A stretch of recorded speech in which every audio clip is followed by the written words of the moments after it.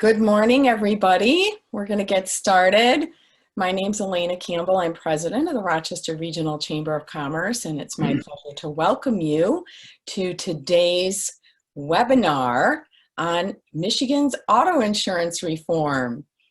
This is something, a topic that I think we all kind of forgot about in light of COVID-19 showing up on our radar in March. But it is, of course, a very important topic. Some big changes that happened to our auto insurance in Michigan. And we're so excited to have Tim Crawford with the Crawford Insurance Group here with us today, who is going to lead us through these changes. I saw this presentation at Rotary. Was it in January or February, Tim? Yeah, about that time frame, I think January. And it was extremely enlightening. I learned a lot personally that was very important for me to understand, of course, as someone who has auto insurance in Michigan. So we're really excited to have Tim with us today to lead us through this. Before we get started, I am going to share my screen and just make a few announcements. And today, at noon, we have our regular weekly update call. For those of you who have been on these calls before, we started doing them the very first week that the whole emergency order came down and things got shut down due to COVID.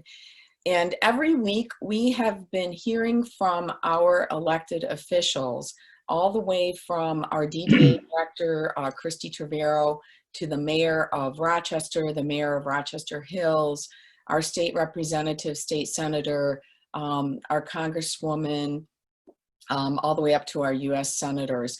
And each week we've been trying to keep our members up to date on the latest and greatest information. As we know, things were changing very quickly, sometimes by the hour in the beginning.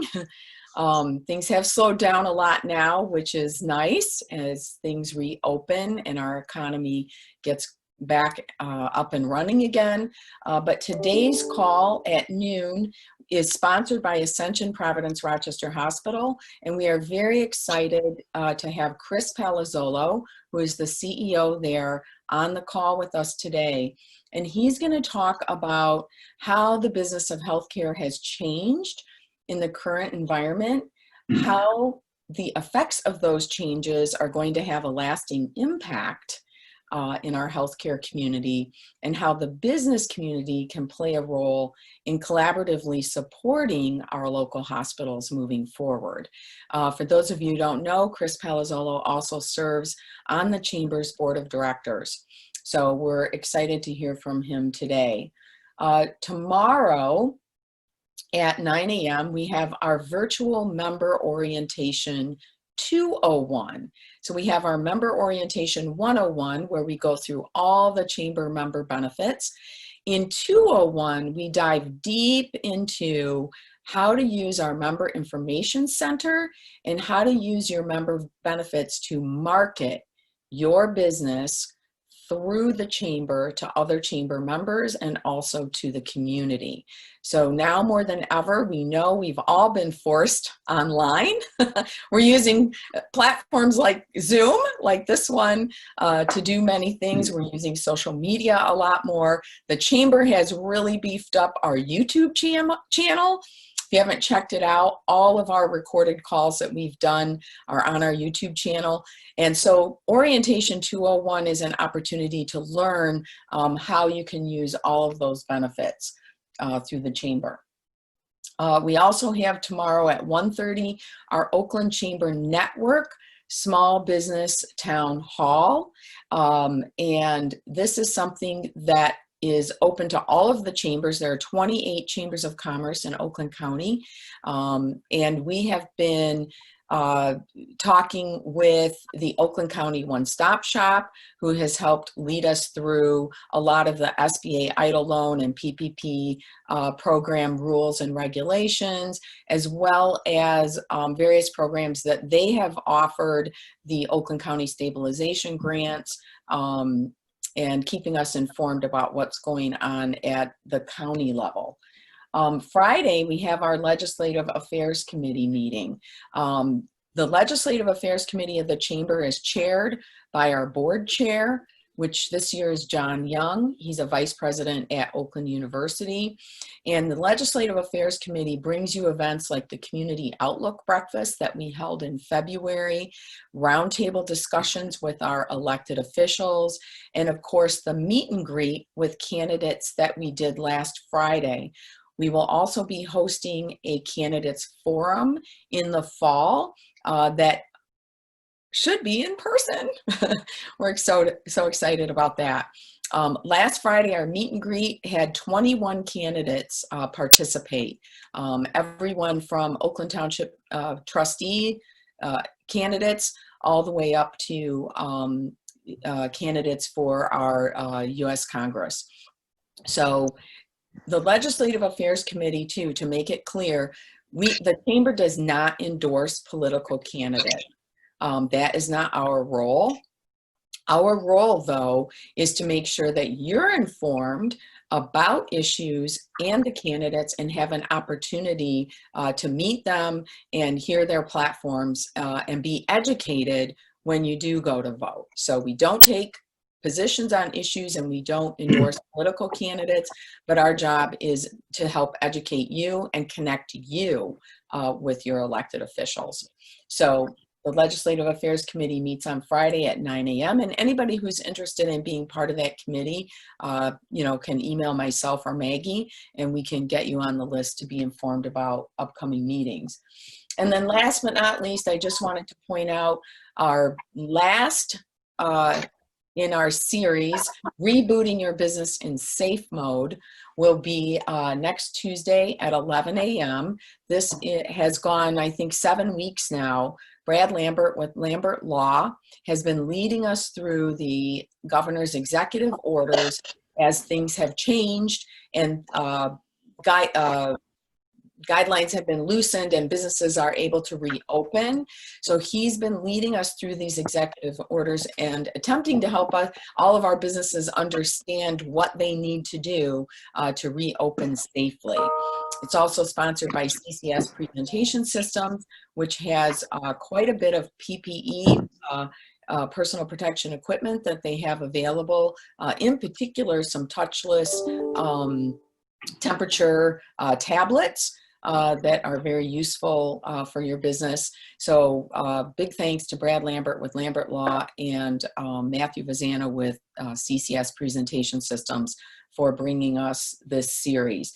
Tuesday's last session will be an open forum, and what we're hoping is that you will share how you have reopened, what you've done, what's working, what's not working. If you have some challenges that you're facing, throw them out to the group. We want to brainstorm and we want to help each other with creative ideas and creative ways to solve maybe some of the issues that they're facing as they're reopening their businesses. So we're really looking forward to that brainstorming session next Tuesday. So that is all I have. And I am excited now to introduce Tim Crawford with the Crawford Insurance Group. And I'm going to, and for those of you who don't know, Tim has been involved in the Chamber for a very long time. And, not only is he an amazing member of the Chamber and our community, but he also chairs the Rochester Area Hometown Christmas Parade Committee. For how many years, Tim? I think Well over 20. Oh my gosh, well over 20. So I can't even tell you how much we appreciate all of the leadership that he provides for the Christmas parade. As you know, that is a huge event that the Chamber's Foundation puts on every year. And Tim is just a godsend. And I have to tell one little story, Tim. So when I first got hired 3 years ago, I met Tim at the Community Outlook Breakfast. I hadn't even started the job yet. And Tim came up and introduced himself to me, and he said, hey, I chair the Rochester Area Hometown Christmas Parade Committee. And I was like, oh, that's great. So nice to meet you. And he looked at me and he goes, the chamber does that event. I didn't know that when I took the job. I was like, oh my gosh, we do the parade. And I said, you are going to remain chair of the committee, right? And Tim assured me that he wasn't going anywhere. He loves chairing the parade committee. So without him, and of course, Maggie Bobbitt's our vice president, who is our events manager, we would not have the amazing parade that we do in Rochester. So thank you. So with that, I am going to turn it over to Tim. Thanks, Elena. I appreciate it. And thanks to everybody that has dialed in and the new technology of COVID-19. So I wish I could be present. We could be actually having a meeting, but Zoom's working pretty well. It works well in our agency.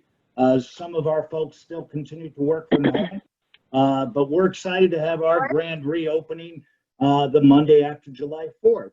So just a quick commercial. Elena had mentioned that we've been involved with the chamber, and everybody on this call, I'm sure, as well. But we can't say enough about what Elena and Maggie and even the predecessors to them and what the Chamber of Commerce has done for us for the last 20 years. I can't do a commercial strong enough for the benefits of what the Chamber has done for me, my business, and especially our community. They've done just a remarkable job. So hats off to Elena, Maggie, and the whole staff at the Chamber of Commerce. So let's talk about something I'm sure not as exciting to everybody on the call, but me and a couple of the other insurance agents that are on the line. But let's go to the next screen. So auto insurance reform is a significant change. Most of you may not recall, but this is the most recent change from 1973 when the state enacted no fault. So a big change, to say the least, of what's happening. And it's been years since we've had such a significant change. So why is the change necessary? Obviously, the most that every one of us is well aware of is we have the highest insurance premiums in the country, probably 2 to 3 times our neighboring states' insurance premiums. So significantly driven by large metropolitan areas, especially in Detroit. It's not uncommon for a single auto insurance in the city of Detroit to cost over $4,000 in pre-auto reform for auto insurance. That high price has also led to another significant problem. We also have the highest percentage of uninsured drivers in the state of Michigan. And there's a lot of reasons for that. Obviously, the premiums in the high metropolitan areas is a driver to that. I've still had no idea why in the world the state allows 30-day insurance policies. That just promotes people not to have insurance, but we allow that to happen. But obviously, those are key reasons. The benefits of no fault have also gotten out of hand.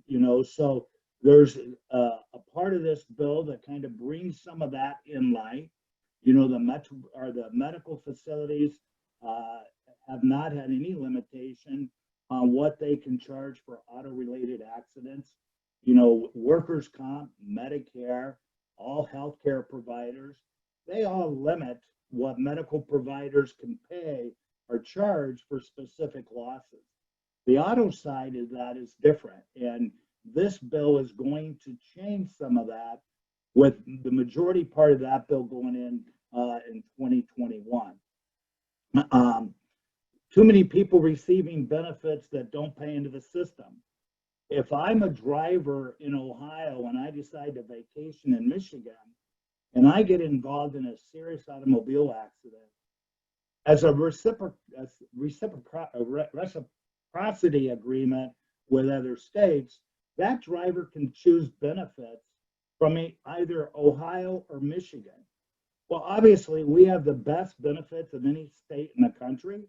So they all choose, when they get injured here, to participate in our limits for injury, creating a major issue. They don't pay a dime into the system, but they get the same benefits that you and I get, and we pay into the system.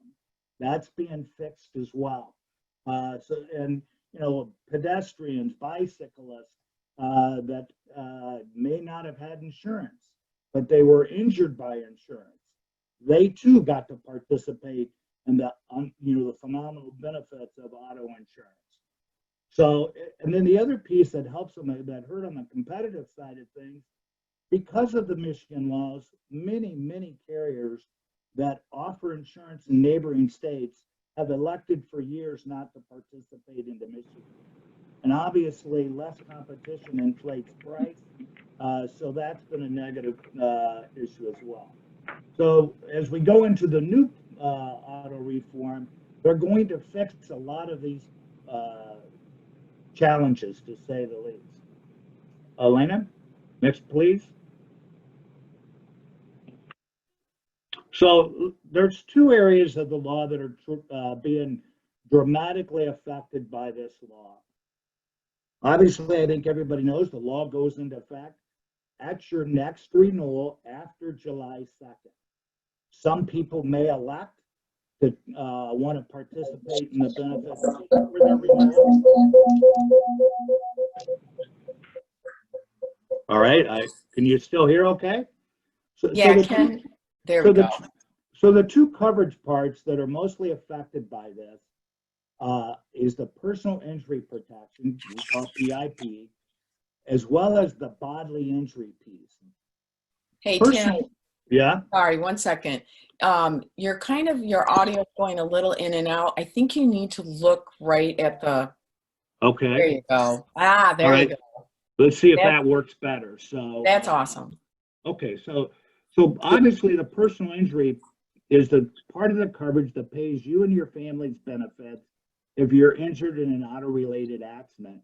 And actually, it's regardless whether it's your fault or the other party's fault, your benefits apply from your insurance coverage. So obviously today, it's unlimited. Think about that. Unlimited truly means there is no limitation to the benefits you receive on PIP. Some of the things are capped, but the actual limit that is paid to you or your family member has been unlimited for years. It also has, PIP also has survivor benefit. It has lost wages. Lost wages are capped for 3 years, and then they are capped at $68,616 today. That number changes annually, but today it's $68,616. Another part of the PIP coverage is extensive in-home attendant care. Literally 24 hours, 7 days a week, 365 days of the year, you can have attendant care if you get injured in an automobile accident. In fact, this is one of the areas that have been getting broadened for the last couple of years. You could have a family member get compensated to stay home and take care of you. And in the past, that person can get paid for 24 hours, 7-day care. So, and that is being changed into the new law where they're going to cap the payment for a family member at 56 hours a week going forward. You'll still have, if you have unlimited benefit, you can still have unlimited care, but it can't be provided beyond the 56 hours for a family member. So the other thing, door-to-door medical transportation, home and vehicle modifications, long-term cognitive speech and speech therapy, custodial care is another benefit. Elena, next slide. And then this is a big part of the change, and I can't stress this enough. I think it's one of the biggest at-risk fiscal potential losses to many families that you may not be aware of. So starting after your next July 2nd renewal, And some carriers may have instituted this change back to June 2019, because when the law went into effect, this part of it actually started to go into effect in 2019. So this is very important. So going forward, if you have adult children or children that are driving vehicles that are not in college, that are driving vehicles owned and insured by you, their coverage for PIP is going away. So think about this. Any adult child that is driving a vehicle leased or owned by you and insured by you, they've in the past had your unlimited PIP benefit. Going forward, that changes, and the only benefit that those people are going to be able to get for PIP is through the Michigan Assigned Claims Plan, and that limit is $250,000. But because it's a government program, they then have to file through that process to get PIP coverage. I can't stress enough, if you know anybody or you're involved in that scenario where you have people driving vehicles owned by you and insured by you that are not resident relatives, not in college, you need to call your insurance agency as soon as you can to find out how your carrier is handling that going forward. It also affects non-married cohabitants in your household. So people living together that are driving vehicles that are not registered in their name, this is another part of the law that changed. They get limited to the PIP benefits as well. And the carriers are handling that a little bit differently. But again, I think the best solution for most people in that scenario is to list both parties as named insureds on the policy. But again, non-married couples living together should check with their insurance carrier to see how they best handle that. Again, that part of that law was written to take effect June of 2019. I think by mistake from our legislatures. I don't think they even knew that that was the case when they started the bill. But it is a significant loss of coverage. So I can't stress enough to make sure you take care of that by contacting your insurance agent. Next. Tim, one question, I think you answered it. What if they are named drivers? So if the child, well, I guess they're not a child if they're 18 or older, but if they're a named driver on the policy, then that's fine. That's the best way to do it. You know, obviously, everybody still has the right to allow somebody to drive their vehicle just like they have in the past. But if they have regular use of that vehicle, that's where this thing comes into play. So it's really, really important as you talk to family and friends that may have that situation. Even on myself, my daughter has a vehicle insured by me that fits that capacity. So we're in a process of changing it. But think about this. That requires changing registration and or lease issues. So it's a big issue, but needs to get addressed because you don't want them limited to the 250,000 limit. And more importantly, you don't want them to have to go through the Michigan Assigned Claims Plan to get their benefits. Okay, next. I think another question, what about if we drive our non-driving mother-in-law? She lives outside of our household. Okay, so she, just like, you know, they're changing the order of PIP benefits. And you'd actually have to go through that process to see if she does not have PIP coverage or doesn't have an auto insurance and she's injured while passenger in your vehicle, she could be limited to the $250,000 limit as well, and from the Michigan Assigned Claims Plan. Okay, and then one more. I thought if they lived in your house, they had to be listed. Obviously, I would never insure anybody without listing a driver in the household. Um, I know in the past, other carriers have kind of helped people, are thinking they're helping people by not listing young drivers or drivers in the household. I think that's a very dangerous, slippery slope. And guys forbid if they get injured or hurt somebody in a serious accident and they've had a license and we're not on a policy, I wouldn't want any part of that as an insurance agent. Okay, thank you. All right, so let's talk about the new vision or the new law.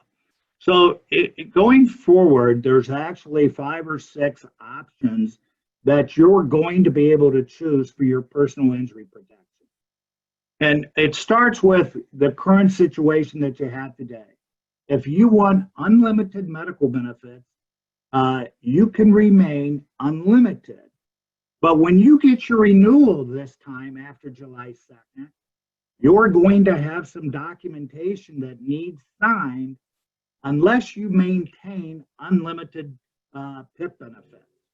So if you want a change and or you want to get an idea what the cost is with the changes, you're going to need to contact your insurance agency. We're literally calling every single one of our renewals because we believe the information you're going to get from the insurance carrier, perhaps you may not understand it entirely, and a wrong decision here could have a lifetime fiscal loss to your family. So it's important to understand it. So the second limit is 500,000. The next is 250,000. Part of the law allows you to exclude PIP benefits from family members that are covered under your insurance.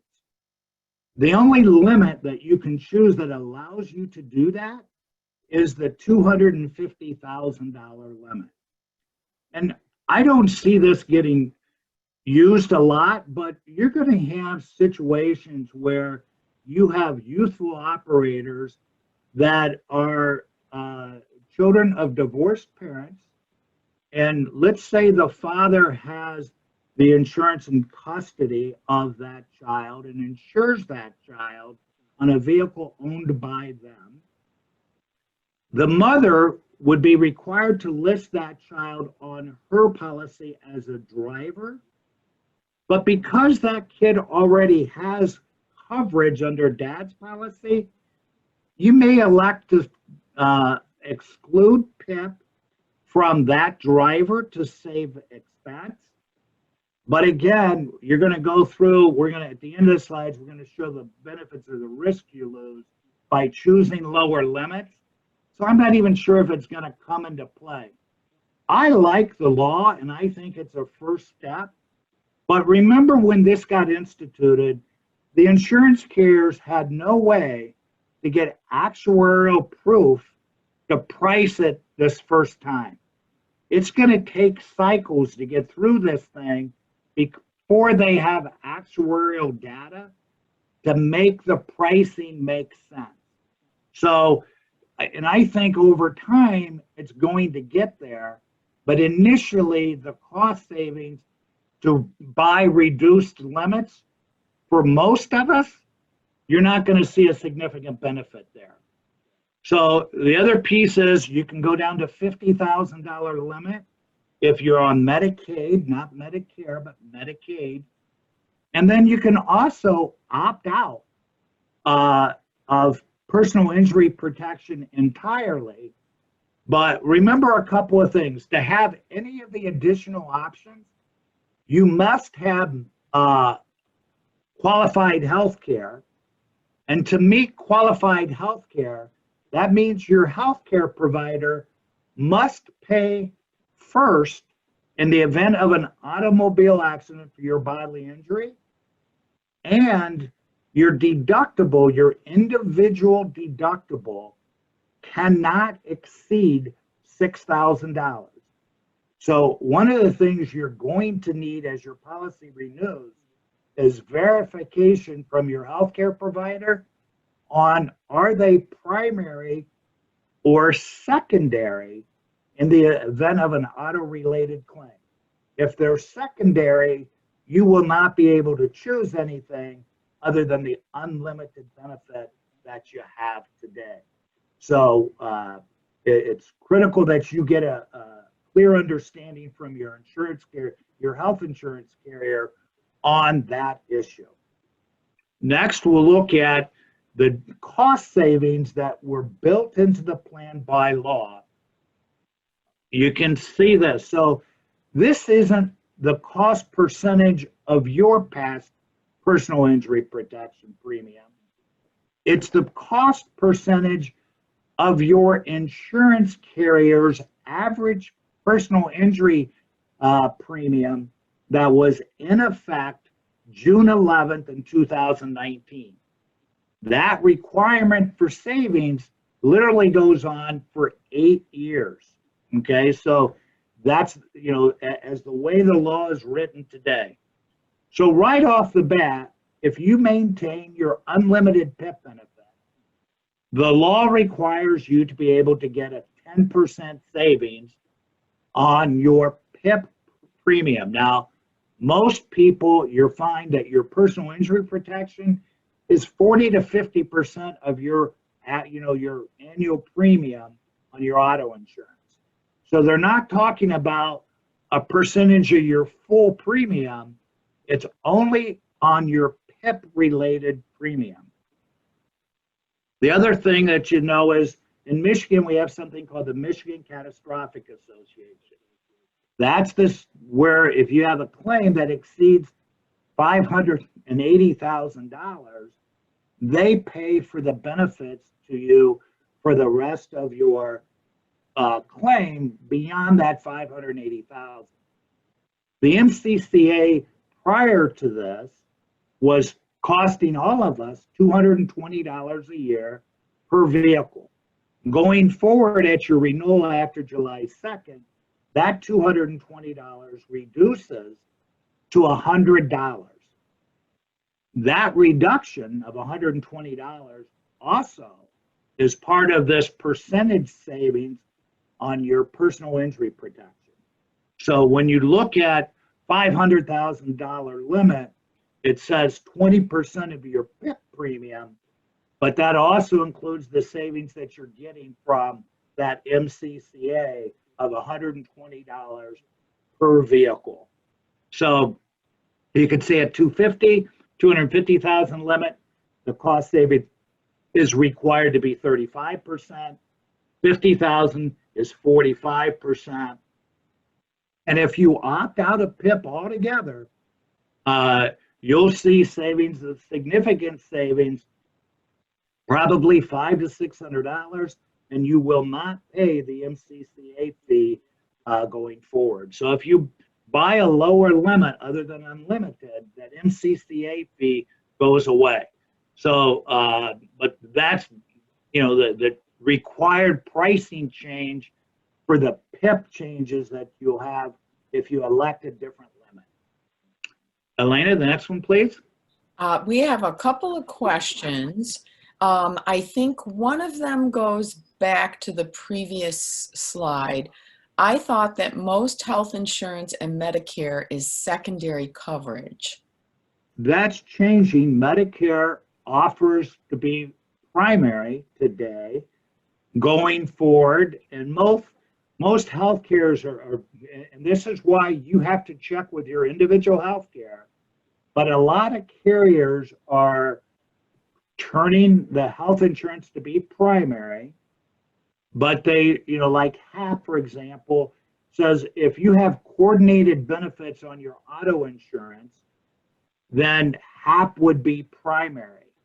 And coordinated is an option you have when you pick personal injury protection if you have a healthcare provider that coordinates the benefits of your injuries with your healthcare provider.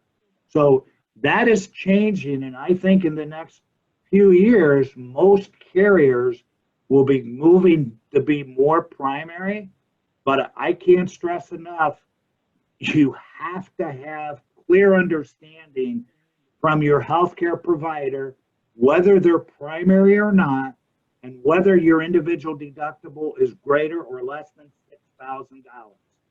If they're not primary or the deductible is greater than $6,000, you are not privy to the other options other than maintaining the unlimited benefit from PEP. And this is also a headache. If you have health insurance and you made your auto choice based on today's health insurance, and you lose health insurance or it changes going forward, you have only 30 days to notify your carrier of your change in healthcare, or after that point, you could lose your PEP benefit. So, or be capped at the 250,000 limit that would be through the claims association. So, major changes. Who would have thought if you changed healthcare providers or lost health insurance because you lost your employment, that you had to call your auto insurance carrier and change your coverage on your auto insurance? Never before have you had to do that. So again, a big change. We just have to get used to what's coming forward. And hopefully your insurance agencies are reaching out to you to be able to have this conversation because of the changes. So there's another, ACA deductibles were $6,000 in 2019, but increased to $8,100 in 2020. So if your individual deductible for health insurance is over $6,000 with anybody in a household, then you are ineligible for these changes, for these optional changes on PEP. Okay. And then one more. I understand that if you take unlimited PIP, you become part of a new MCCA. The new one is based on the no-fault unlimited coverages. To be honest, I'm not sure. I believe that to be correct, but you still have the MCCA limitation of $580,000, where the MCCA pays in excess of that $580,000. The MCCA is a major reason why a lot of insurance carriers do not sell insurance in Michigan, because the law in the past required, if the MCCA would ever go bankrupt, that the insurance carriers had to bail out that MCCA for their proportion of insured drivers in the state of Michigan. And many carriers did not want to assume that risk, so they either elect to not participate in Michigan, or they participated with non-competitive pricing.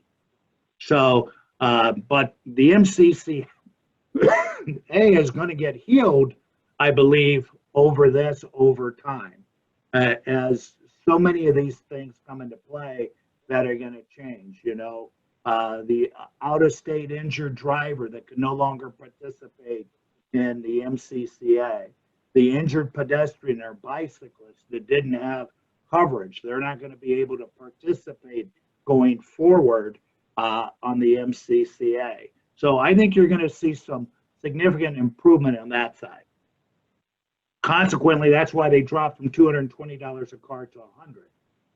So here's some additional changes that, just so that you know, when they instituted this law, they took away some options that insurance carriers could utilize for pricing, because they were thinking it was unfair advantages to the suburbs versus the cities.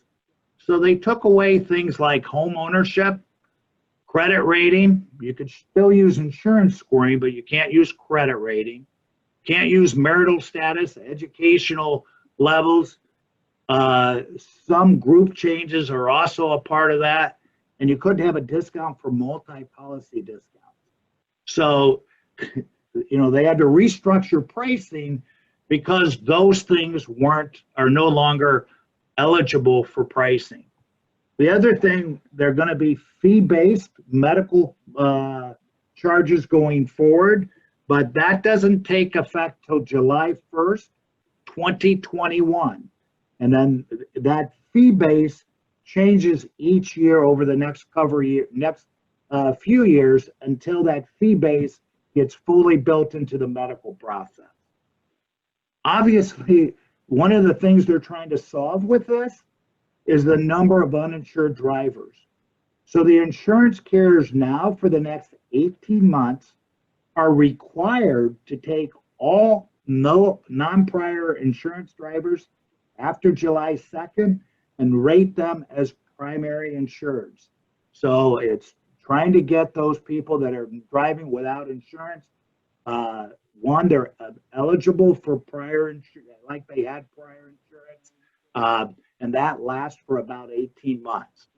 The mini tort increases to $3,000, and motorcyclists, they really need to talk to their insurance carrier, because in the past, if I hit a motorcycle with my car, they could get the benefits, the unlimited benefits from my vehicle. The motorcyclist on PIP is totally different. If you have a motorcycle, I can't stress enough, make sure you understand your coverage from your insurance agent. Next. Okay, so let's look at the other part of law. In the past, when we said we were no fault, you were very limited to what you could sue the other at-fault party for bodily injury. In Ohio and most other states, if you hit me, it's your fault. You're responsible for all my medical and wage loss and pain and suffering. But in the past, we were no fault, had PIP. Bodily injury wasn't as significantly important as it is today. So if I pick a lower limit of personal injury protection, and let's say I pick 250,000, once my damages exceed that limit, you're now, if you caused the accident, you're now responsible for my benefit on bodily injury. So going forward, I can't stress enough that you look at your limit for bodily injury, and you purchase as much bodily injury as you can going forward.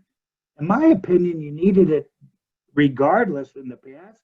If any of us drive outside the state of Michigan and you injured a party, you had the responsibility for that person's damages in the past.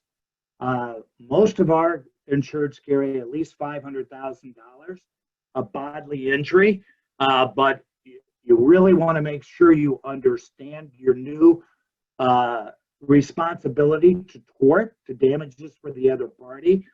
So understand that piece going forward. Limited compensation for care to family members. I already talked about that briefly, about the number of hours in a week that a family member can be paid to provide home health care as 56. So obviously, as you go forward, you're going to have to decide which PIP option is best for your family. You're going to have to verify health insurance coverage from your carrier and the deductible, and that everybody that's in that household has to be covered by the health insurance. Your bodily injury and uninsured and underinsured limit is critical. Uninsured and underinsured are two coverages most of us probably don't even know what it is.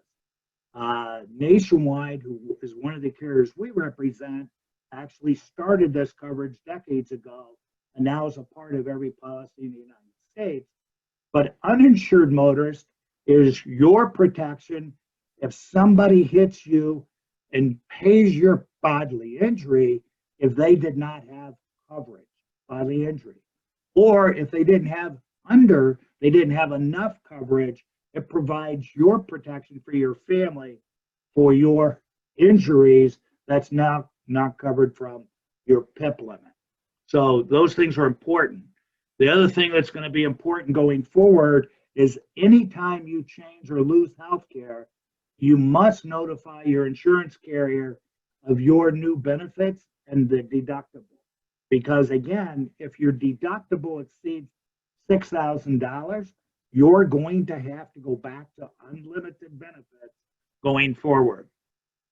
Next, Elena. Let's look at a couple of other things. So I talked about this too, about out-of-state drivers, pedestrians, passengers, bicyclists. Think about all those people used to be covered by our PIP because they could choose that benefit. Pulling those folks out is going to certainly actuarially improve our opportunity for pricing into the future. Obviously, we talked about the PIP options a lot, but that new requirement, those percentages savings, are required to go 8 years forward. And if you choose a limit other than unlimited, at every single renewal, you're going to have to sign documentation that you know and understand and chose your lower limit of PIP.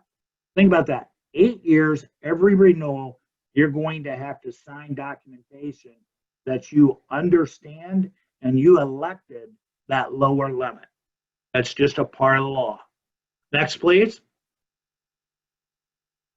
So our recommendations kind of going forward is, if you can afford it, continue at least in the short term for maybe the next couple of years at the unlimited benefit. I do believe, though, there'll be seniors that have Medicare. Both spouses are covered by Medicare, and they have a Medicare supplement. The cost savings on their insurance to drop PIP is going to be significant. It's going to be $400 to $600 at least, in my guess. So that at that point, you may want to take a look at it. In the next few slides, we'll look at the differences of what you lose if you choose that option. But in my opinion, those are the folks that truly have a cost savings that may make sense to look at dropping PIP and endure the $500-600 of cost savings. You know, obviously, with the new bodily injury or new tort liability, we're trying to make sure that everybody understands, and when, you know, they carry enough bodily injury, uninsured, underinsured motorist coverage. And I still, as I always have thought, the best price for your insurance dollar is an umbrella policy. An umbrella policy is liability protection to you and everybody in your household for anything that is done that does harm that's accidental to another party. And it doesn't have to be in a car. It certainly provides that coverage over your liability limit, but it could be driving a golf cart and, you know, at a Chamber of Commerce golf outing, and you go down a hill and you spill the passenger in your golf cart and they get injured. Your liability from your homeowners would be primary, but your umbrella policy would pick up exposure beyond your liability limit on your homeowner policy. So I can't stress enough, I believe the value for umbrella policies is well worth the investment or the cost of it. I would suggest at your renewal, if you don't have an umbrella, or if you do have an umbrella, make sure you have enough $1 million of coverage that protects your assets in your retirement. Let's see what else is on here. Obviously, there's no longer title vehicles in your name for children out of household. Think about the challenge that that's going to be. So your son or daughter has a vehicle that's leased in your name that no longer has PIP coverage. Now, how do you break that lease so that that vehicle can get titled in their name so that they can insure that vehicle at their residence? Obviously, one of the things that was happening We had people in the suburbs that had children living in Detroit, and they had them being shown as residents of the household in Rochester or our communities. Meanwhile, the vehicle was in Detroit. The insurance carriers weren't getting the charge for the exposure of being in Detroit. But I can't stress enough, this is a major change. And everybody, if you know anybody or you have this going forward, I just can't stress enough the importance of correcting this prior to or at your next renewal. Obviously, if you're in college, it doesn't affect the children that are away at college because their primary residence is still your primary residence. Next, please. One question, Tim. What is a good umbrella amount? It depends on your assets and what fiscal loss you have. Certainly, the majority of people start at $1 million. And when you think about what I said about how broad this coverage is, it's probably, I would guess, with 2 cars and a house and no youthful operators, you're talking probably $180 a year, somewhere in that neighborhood. There's a charge per child under 25, and there's charges for additional residents for cottages and boats and all those other things. But there is no such thing as a limit that meets everybody's expectations. Insurance doesn't work that way. Next, please. One more question. Is it all right to have joint title for adult children living out of the household? No. If they live outside the household, they are not going to have PIP benefits going forward. Okay. Next. So we talked about the MCCA savings. Everybody gets this.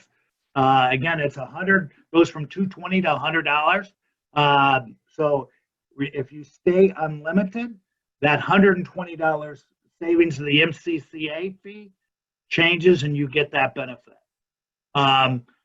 So if you have a PIP premium of $700 a year and you save 10%, think about that's only $70, right?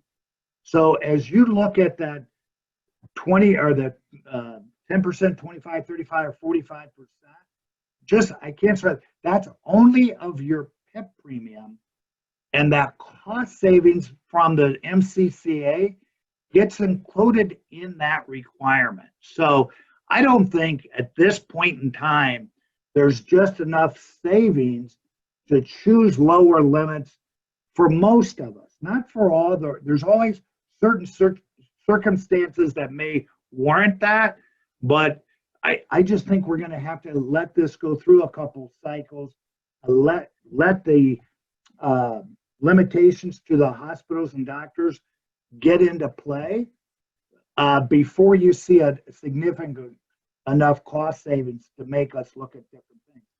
Think of this, the limits in most other states, I would say most other states probably have 100,000, 300,000 bodily injury limit, and they don't have PIP.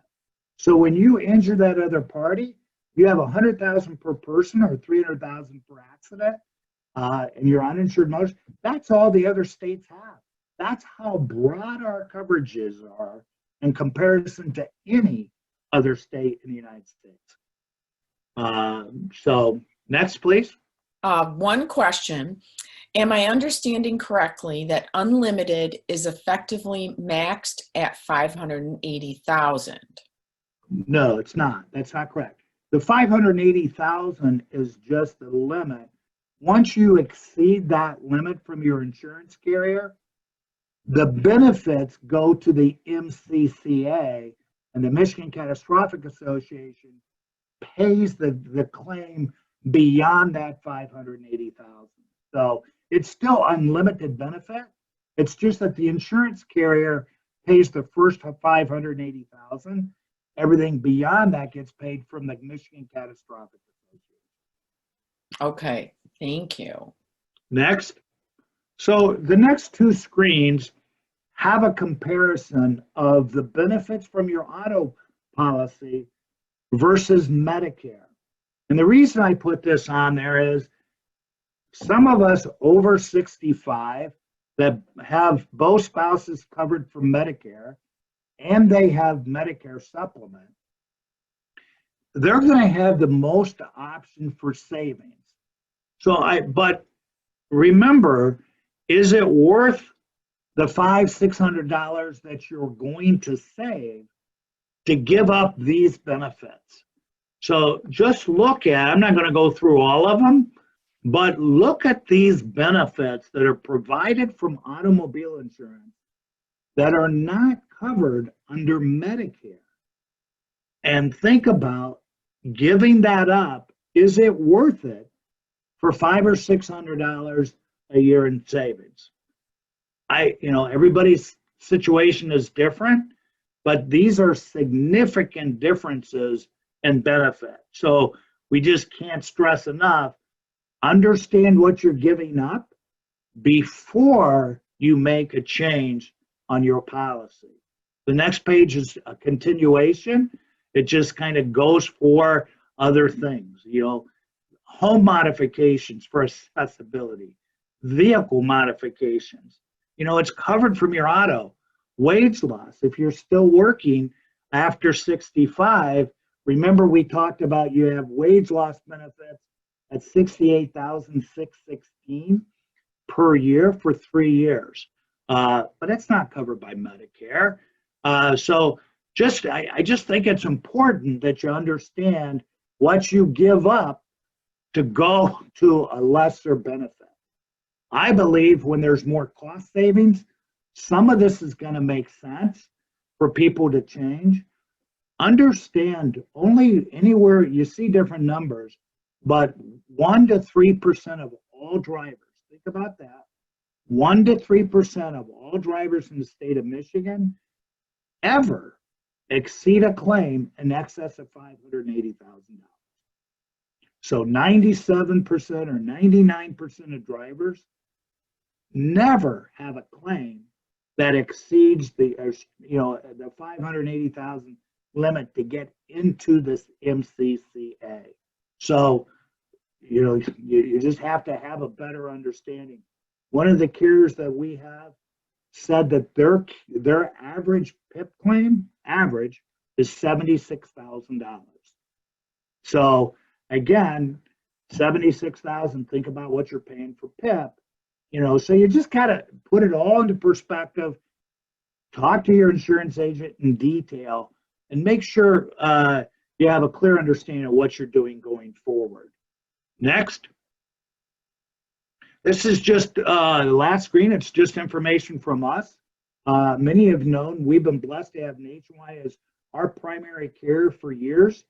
We are now going to have multiple carriers. We're excited to announce that we have Nationwide, Citizens, Chubb, AIG, Progressive, State Auto, and Safeco. And we're in the process of pursuing additional options on the personal line side. So, just a FYI for things that are changing in our agency. We're excited. We're excited about reform. It is somewhat complicated. I believe it's a step in the right direction that's going to help a lot of us. So stay tuned, stay aware, and let's see over the next couple renewal cycles where pricing goes to improve it, to make it more worthwhile for you to make changes to your auto insurance. But do the due diligence. Make sure you talk to your insurance agent. Don't just sign a lower limit without having a clear understanding of how it could impact you and your family for years on the fiscal side. Any other questions? I appreciate everybody's time today, and continue to support our Chamber of Commerce. I believe I'm prejudiced, but I think it's the best Chamber of Commerce in the state, and I think we get more for our chamber dollars than most, if not all, other chambers of commerce. So stay a member, support the chamber, support our local businesses, We've started a referral program. Anybody that gives us an opportunity to quote or they refer somebody, we give both parties a DDA gift certificate so that they spend the money locally at our local stores, trying to support our local businesses as we move forward through COVID-19. Any questions? Feel free to. Yep, there's one question. There's two. Should we be contacting our insurance agent now, or do we need to wait until renewal? You have the option. You know, some carriers have an easier process to make the change going forward for the benefits of the reform. Others require you to rewrite your insurance. I don't know if it's, for most of us, I don't think there's that much benefit to change that you'd want to revisit your renewal date, but you have the option to do that. Okay. All right. Well, thank you very much, Tim. Now you can see why we love Tim so much. Not only is he an amazing member of the community and the chamber, but he is extremely knowledgeable about auto insurance. He's the guy who can answer your questions and definitely help guide us through all these changes. So thank you very much, Tim. We appreciate your time this morning. Thanks, and thanks to everybody that dialed in. Appreciate you taking the time to get a better understanding. Yes. So I have just a couple of more things that I wanted to mention. I sent an email out yesterday to everyone on our list. The SBA has reopened the application process for the EIDL loan. So if you did not get in on the first couple of rounds, you do have another opportunity for that. And we linked to the application in the email that I sent yesterday. Oakland County Executive David Coulter also announced yesterday he is seeking another $32 million that hopefully the county commission will approve at their meeting next week. This is money the county got from the CARES Act, and his plan, if approved, is to allocate that particularly for the businesses that have been hardest hit and the ones that are not able to open yet. So everything from our restaurants to our gyms and our salons and personal care service types of businesses. So stay tuned on that. If that's approved next week by the county commission, we will push out information about that program and how you can apply for those monies. So a couple of really important things. Also, the Paycheck Protection Program, as you know, the Flexibility Act passed, I think now a week and a half ago, and was signed into law. And so the rules have changed for the PPP if you got that money, and they've changed for the better. You have more time now to spend the money. So instead of the 8 weeks, you have up to 24 weeks now, which was crucial for Michigan businesses that still aren't allowed to be open yet.